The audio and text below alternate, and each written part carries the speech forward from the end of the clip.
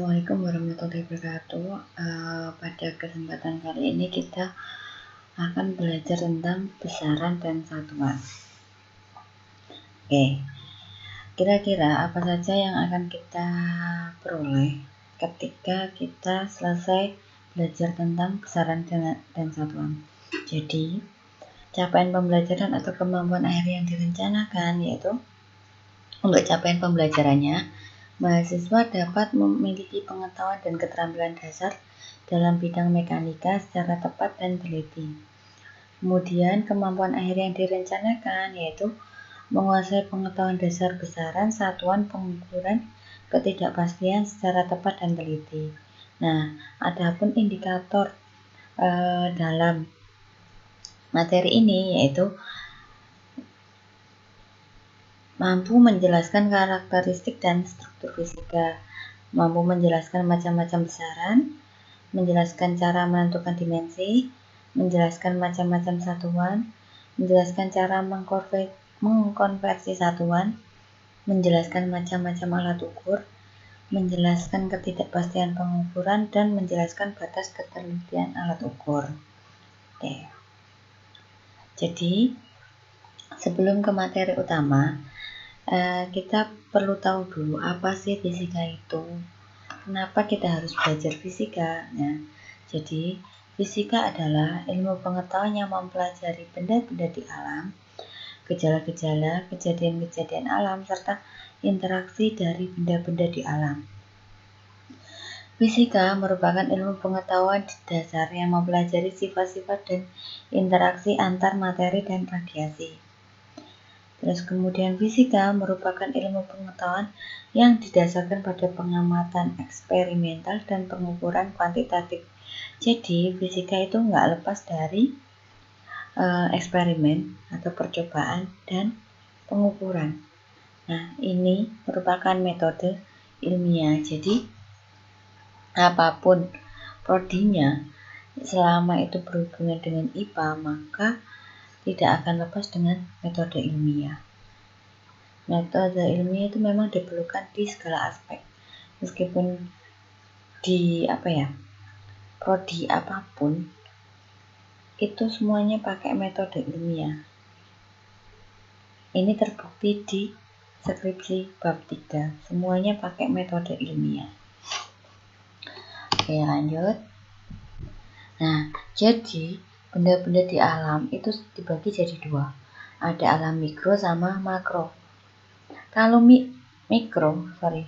alam makro itu ukurannya besar, makro itu besar, mikro itu kecil. Kayak misalnya kalian pasti tahu istilah mikroskop. Mikroskop itu kan melihat benda-benda kecil. Nah, kayak gitu. Jadi alam makro itu untuk benda-benda yang ukurannya sangat besar dan jaraknya juga jauh. Misalnya bulan, matahari, bumi, planet-planet lainnya. Kalau mikro itu yang ukurannya sangat kecil, bisa berupa atom. Kalau di fisika itu cenderung atom. Nah, di dalam atom itu kan ada inti atom, terus ada elektron, ada fermion, mion, terus kemudian ada pion.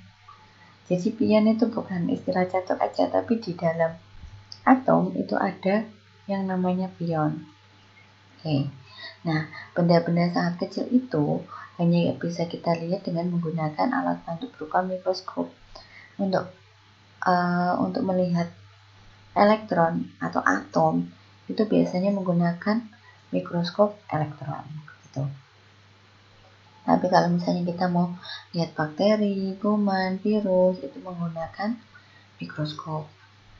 Nah, cabang-cabang ilmu fisika itu dibagi jadi dua, fisika klasik sama fisika modern. Nah, kalau fisika klasik itu apa saja yang dipelajari? Jadi meliputi mekanika, listrik magnet, panas, bunyi, optik, terus kemudian gelombang. Nah, ketika pembahasan tentang gelombang ini merupakan awal mula atau batas antara fisika klasik dan fisika modern. Ini ketika membahas tentang dualisme gelombang partikel. Jadi dualisme gelombang partikel itu, gelombang itu dapat berubah jadi partikel maupun gelombang sendiri. Nah, untuk kejadian yang realnya itu ketika Nabi Muhammad Isra Mi'raj, itu peristiwa dualisme gelombang partikel. Kalau kan kita tahu Nabi Muhammad itu kan manusia ya. Nah, ketika manusia naik ke langit, itu tubuhnya itu pasti akan hancur. Nah, tapi Nabi Muhammad itu kan bisa mencapai langit ketujuh. Nah, gimana kok bisa nyampe langit ketujuh kalau di langit pertama aja tubuhnya bisa hancur? Nah, kayak gitu.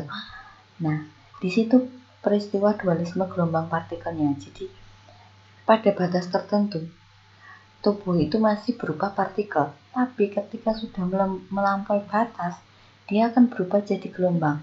Nah, gelombang itu nggak akan hancur. Contohnya, kayak gelombang yang dipancarkan oleh cahaya matahari, gelombang elektromagnetik. Itu kan matahari kan jaraknya sangat jauh dari bumi kan, tapi cahayanya bisa sampai ke bumi. Nah, itu karena apa? Karena dia bersifat sebagai gelombang.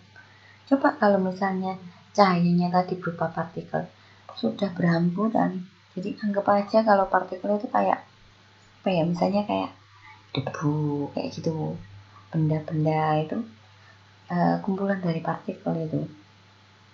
Jadi pada batas tertentu dia bisa hancur. Tapi kan ketika Isra Mi'raj tubuhnya Nabi Muhammad kan nggak hancur. Nah, itu peristiwa dualisme gelombang partikel. Penerapannya kayak gitu. Jadi sebelum adanya fisika klasik ini, sebenarnya sudah ada peristiwa dualisme gelombang partikel itu tadi. Itu sekilas hanya cerita saja tentang gelombang, yaitu peralihan antara pembatasan antara fisika klasik sama fisika modern. Nah, sekarang fisika modern adalah perkembangan fisika mulai abad ke-20, yaitu mulai penemuan teori relativitas Einstein. Jadi teori relativitas Einstein itu kayak menganggap orang di luar angkasa dengan orang yang di bumi. Jadi orang yang jadi satu hari di bumi itu bisa berhari-hari di luar angkasa. Nah, itu adalah teori relativitas Einstein. Contoh lain, misal dalam kehidupan sehari-hari ya, teori relativitas.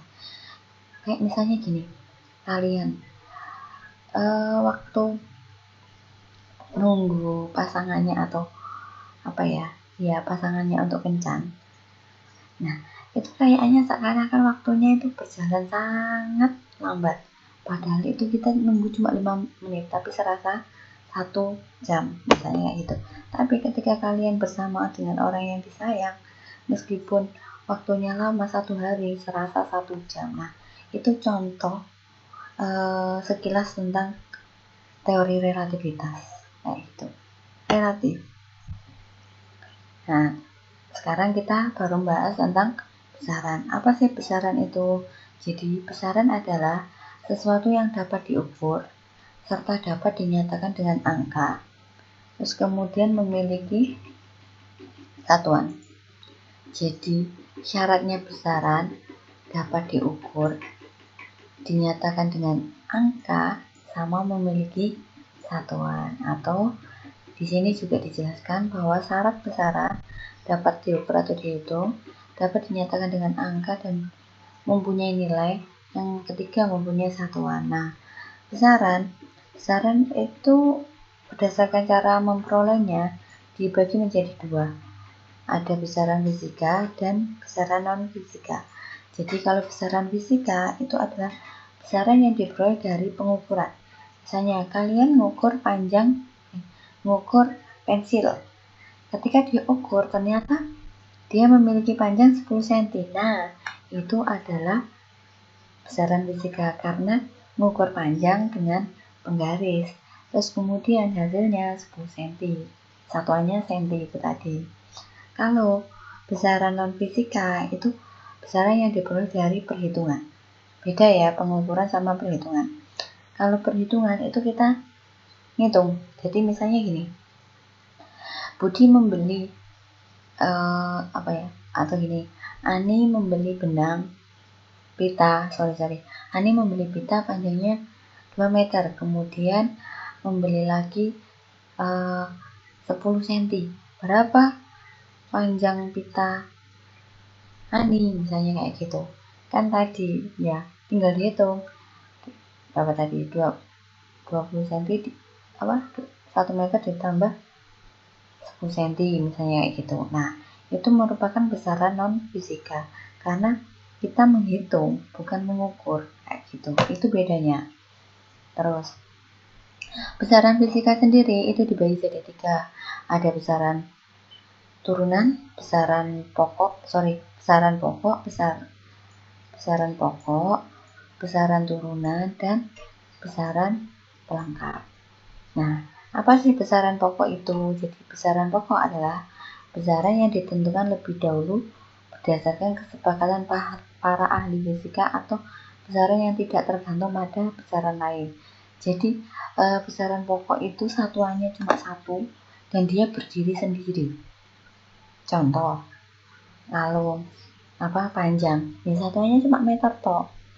Meter senti itu kan masih termasuk kategori meter.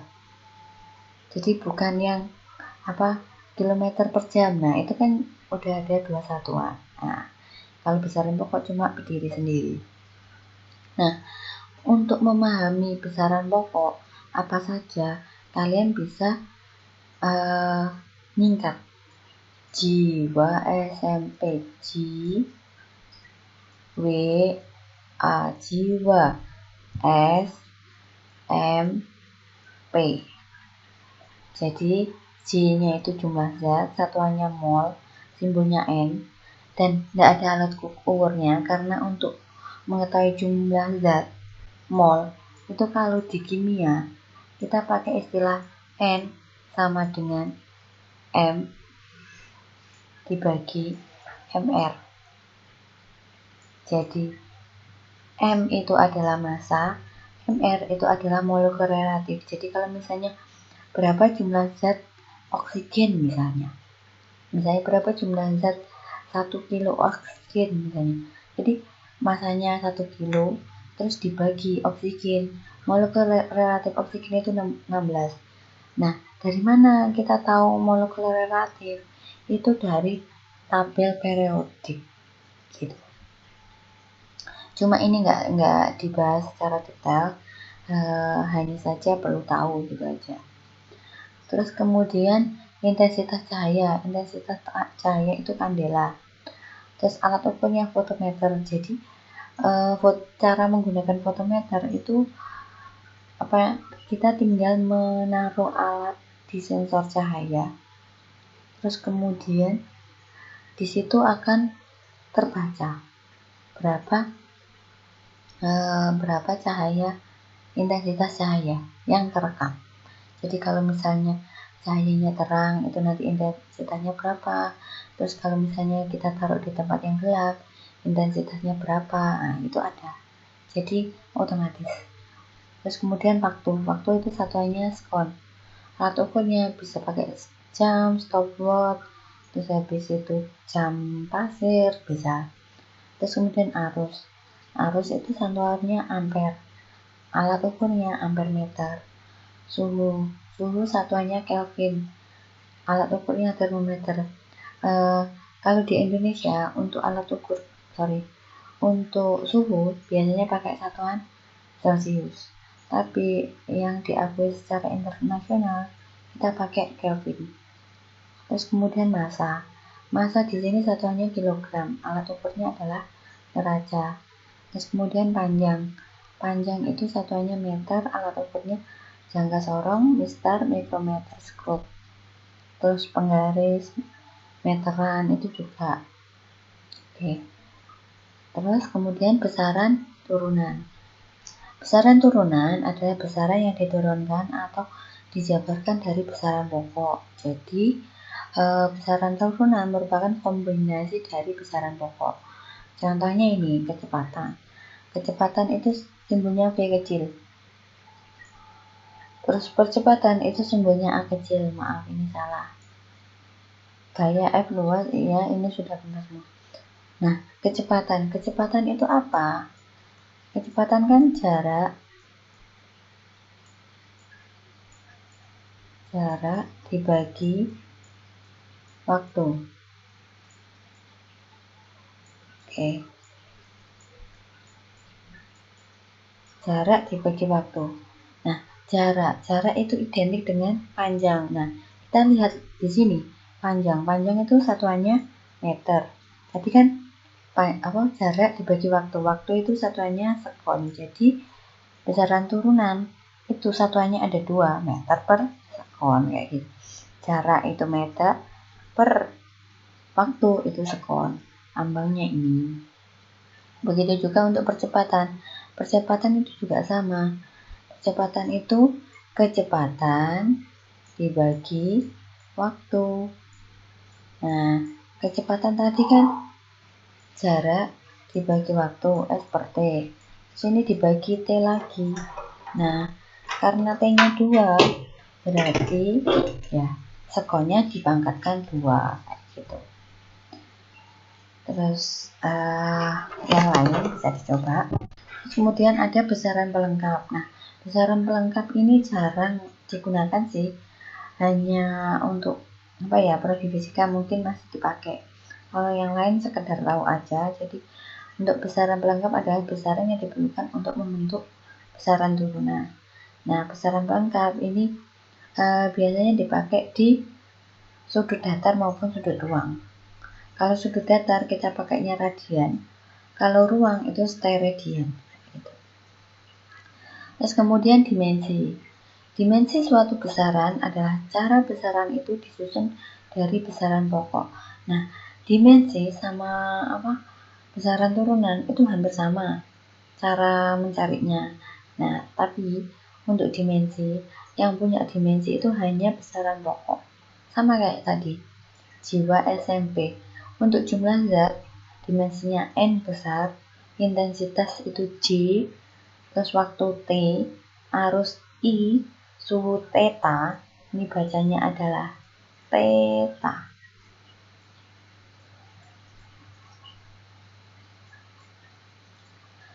Massa M, panjang L. Oke. Apa sih kegunaan dimensi? Jadi kegunaan dimensi untuk menurunkan satuan dari suatu besaran, terus kemudian untuk meneliti kebenaran suatu rumus atau persamaan. Nah, contohnya gini, volume. Volume itu kan panjang kali lebar kali tinggi. Nah, besarnya panjang tadi satuannya apa sih? Meter. Terus dikali ini, panjang meter lagi. Kali panjang meter lagi. Lah, sudah kan? Panjang, kita lihat panjang. Oh, ternyata simbolnya L besar dari kata length, panjang. Jadi L. Ini simbolnya ini ke sini. Nah, karena L-nya ada 3, maka ini pangkatnya 3. Kalau misalnya L-nya cuma 1, maka kita cukup nulis L gitu aja. Tapi kalau misalnya L-nya ada 2, berarti ini 2, kayak gitu. Contoh, ini tadi, tentukan dimensi dan satuan dalam SI untuk turunan berikut. Gaya itu kan massa dikali percepatan. Massa itu kilogram kan, simbolnya M. Terus percepatan itu V sama dengan A sama dengan apa tadi? Satuannya M per S kuadrat. Nah, ini bisa ditulis M kali S pangkat min 2. Kenapa min? Karena di sini adalah pembagi. Beda kalau misalnya M kali S pangkat 2. M kali S misalnya. Maka kita bisa nulis M kali S kuadrat kayak gitu. Tapi jadi kalau dikali itu sama dengan ininya positif. Tapi kalau misalnya dibagi kayak gini, ininya negatif. Oke? Sudah. Terus kemudian, nah ini kan tadi satuannya kilogram untuk ini. Terus kemudian ini itu satuan dari percepatan. Nah, berarti dimensinya tinggal dimasukkan. Gini, enggak apa-apa. MLT pangkat 2 boleh. Atau pakai kurung kurawal, ini kurung itu jauh lebih bagus kayak gitu. Terus berat jenis adalah berat dibagi volume. Terus kemudian gaya tadi kan satuannya ini, udah dilihat, dimasukkan aja langsung ini ke sama ini. Oke, kita gabung di sini. MLT pangkat min 2, L-nya ini kan pangkat 3, diganti min 3. Terus kemudian M, nah ini kan ada L pangkat 1 atau L aja, ini L pangkat min 3. Nah ini sama artinya L 1 dikurangi 3 berapa? L min 2. Nah L min 2 ini dimasukkan ke sini gitu, paham ya? Terus kemudian ada tekanan. Tekanan itu adalah gaya persatuan luas. Gaya tadi kan ini dimasukkan ke sini. Luas itu kan panjang kali lebar. Nah, panjang kali lebar kan ini juga sama meter sih. Berarti L kali L kuadrat. Nah, ini bisa kita tulis di sini M L pangkat 1, L pangkat min 2, terus kemudian T pangkat min 2. Boleh, 1 diambil 2, berarti min 1. Berarti ini M, L min 1, T min 2. Gitu. Terus lagi, usaha. Usaha adalah gaya dikali jarak. Gaya kan ini tadi, dikali jarak kan tadi panjang, L aja. Udah, tinggal dikalikan aja. L-nya di sini kan ada 1, 2, berarti ML pangkat 2 T min 2 gitu. Daya itu usaha dibagi waktu. Nah, usaha kan ini. Udah, masukkan di bawahnya. Dibagi waktu, ini T pangkat min 1. Nah, T pangkat 1. Berarti ini kita tulis ML2 T min 2 terus T min 1. Harusnya ini adalah pangkat 3. Jadi M L pangkat 2 T pangkat min 2 diambil 1. Berarti M L pangkat 2 T min 3 kayak gitu. Ya, paham? Kalau misalnya nggak paham bisa ditanyakan. Oke, lanjut ya. Ya, ini juga sama. Buktikan kalau ini adalah benar. Energi potensial itu massa kali gravitasi kali tinggi. Masanya ini, gravitasi itu meter per sekon kuadrat. Meter tadi L, sekon kuadrat itu T min 2. Nah, sudah digabung, akhirnya ketemu ini. Energi kinetik, mv kuadrat. Nah, setengah ini bisa dihilangkan, tinggal massa itu M, terus kecepatan tadi kan L T min 1, dikuadratkan, ketemu ini. Ini sama ini adalah sama, berarti terprotein. Tuh. Terus usaha energi kalor ini juga sama. Jadi coba sih ini tugasnya kalian buktikan. Buktikan. Nanti dikumpulkan ya sekalian sama tugas di latihan akhirnya. Oke. Terus kemudian ini coba diisi buat latihan juga. Jadi ini tugas kedua. Ini tugas 1, ini tugas 2, terus kemudian satuan. Satuan adalah acuan yang digunakan dalam pengukuran atau pembanding dalam suatu pengukuran besaran. Nah, penggunaan satuan dalam kaitannya antara besaran yang satu dengan besaran yang lain perlu diatur. Suatu sistem yang mengatur mengenai satuan disebut sistem satuan. Jadi ada 4 sistem satuan. Sistem statis, ini ada besar kecil, dinamis, ada MKS sama CGS. Jadi MKS itu meter kilogram sekon, CGS itu sentimeter gram sekon. Terus ada sistem Inggris sama sistem internasional. Nah, sistem internasional ini ya besaran pokok tadi itu adalah sistem internasional. Oke. Nah, syarat satuan itu mudah ditiru, sifatnya tetap, tidak berubah, sama bersifat internasional. Nah, satuan itu dibedakan jadi 2. Ada satuan tidak baku, sama satuan baku. Nah, satuan tidak baku itu contohnya hasta, depa, jengkal, tombak. Jadi kalau misalnya gini, Bayu mengukur panjang meja itu ternyata 10 jengkal.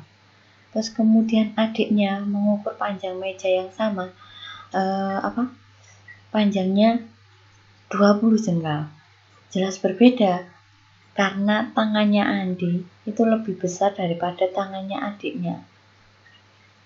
Jadi kok tangan sih jengkalan itu, jengkal jari lebih panjang daripada adiknya. Jadi untuk ukurannya Andi panjang meja lebih kecil dibandingkan adiknya, karena kan antara satu orang dengan lainnya beda. Nah, ini bukan merupakan satuan yang tidak baku. Nah, satuan yang baku itu adalah satuan yang menggunakan pembanding tetap yang diakui secara internasional, sehingga nilai satuannya harus sama dan mudah ditiru. Ini sekedar contoh aja. Tadi kan Bu Siti bilang kalau ada sistem satuan statis besar kecil, ini dinamis besar kecil, terus ada Inggris absolut, Inggris teknik itu. Terus yang sistem internasional itu ada di besaran pokok. Wow, apa ini? Jadi ini itu satuan.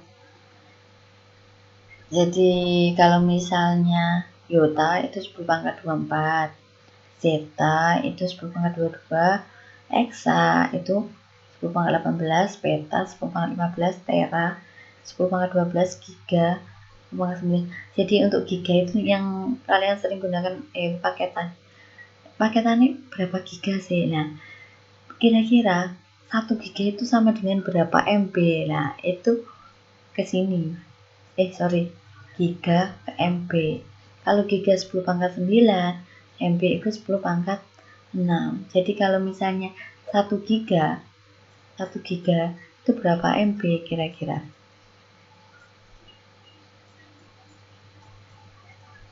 Nah, ini pertanyaannya. Terus kalau milih min. Jadi kalau yang ini itu tandanya plus semua, kalau yang ke bawah ini adalah min. Min itu bisa mili, mikro, nano, piko, femto, akto, septo, hekto. Kayak itu. Ini urutannya. Perkalian tangga. Ini sekedar mengingatkan kalian saja sih, Rek. Jadi ini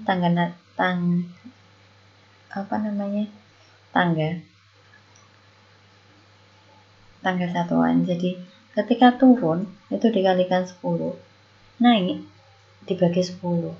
Misal 2 meter itu berapa sentimeter? Misalnya kayak gitu. Kita tulis dulu 2 kali 10 meter. Meter ke senti. 1, 2. Oh, turun 2. Kalau turun 2 itu dikalikan. Tadi kan turun 2. Berarti pangkatnya positif. Sudah gini toh. Terus kalau misalnya ada lagi 3 meter itu berapa? Anggap aja 30. 30 meter itu berapa kilometer misalnya. Nah, kita tulis dulu 30. Oke, dikali meter ke km. 1, 2, 3. 10 pangkat min 3. Kenapa min? Karena dia dibagi kayak gitu. Nah, 30 itu sama dengan 3 kali 10 pangkat 1. Terus dikalikan 10 pangkat min 3 sama dengan 10 pangkat 1 dikurangi 3. Sorry, ini 3 ya. Sama dengan 3 kali 10 pangkat min 2 gitu. Jadi gini Rek. Misalnya 20, berarti ini 2 kali 10 pangkat 1. Terus kalau misalnya ini 200, berarti ini pangkat 2, ini 300 pangkat 3 gitu. Juga sama 0,1 itu 10 pangkat min 1, karena di belakang koma itu hanya satu angka. Terus kalau misalnya 0,01 misalnya, berarti ini koma min 2. Pangkat min 2. Terus misalnya ada lagi 0,01. Nah, di belakang koma ada berapa? 3 angka, 1, 2, 3. Berarti ini 10 pangkat min 3 kayak gitu. Paham ya? Oke, sebentar. Balik lagi ke atas. Diulangi lagi sama Bu Yuti. Jadi kalau misalnya gini, 1 kilo itu sama dengan berapa mega misalnya. Nah, kita tahu 1 mega itu sama dengan 10 pangkat 6.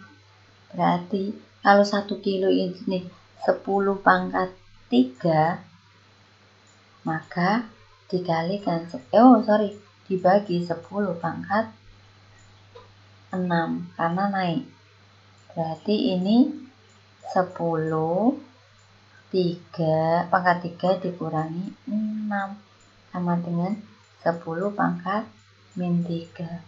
Jadi 1 kilo itu sama dengan 10 pangkat min 3 mega. Beda lagi kalau misalnya 1 mega. 1 mega itu berapa kilo misalnya? Kilo.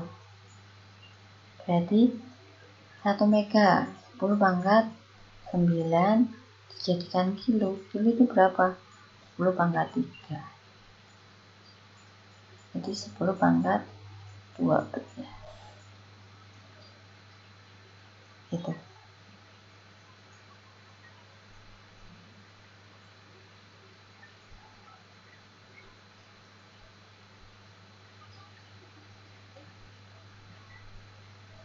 Oke, ini setiap naik satu tangga. Oh, bukan. Ini kalau misalnya gini. Kalau misalnya, Bu, ini kok KM-nya pangkat 2 ya. Berarti sekali naik itu kalian kalikan 2 kalinya. Jadi misalnya gini. 2 kali 2 meter persegi misalnya pangkat 2. Ini berapa sentimeter persegi misalnya.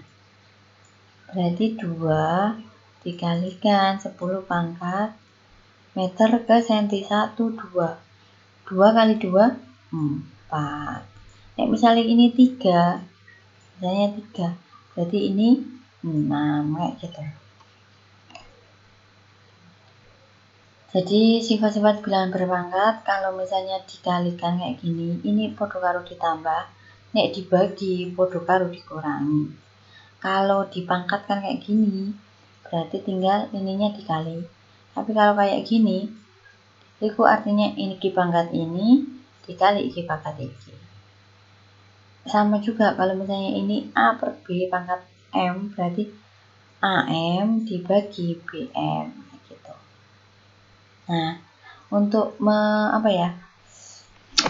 untuk latihannya kalian bisa nyoba ini, terus kemudian nanti dikerjakan, dikumpulkan di Google Form yang bisa dikirimkan ke kalian. Nah, sebelum mengerjakan ini dicoba dulu kira-kira yang nggak bisa yang mana, itu yang ditanyakan. Tetap semangat, semoga berhasil, dan kalau ada pertanyaan silakan ditanyakan. Kurang lebihnya Bu Cici mohon maaf. Assalamualaikum warahmatullahi wabarakatuh.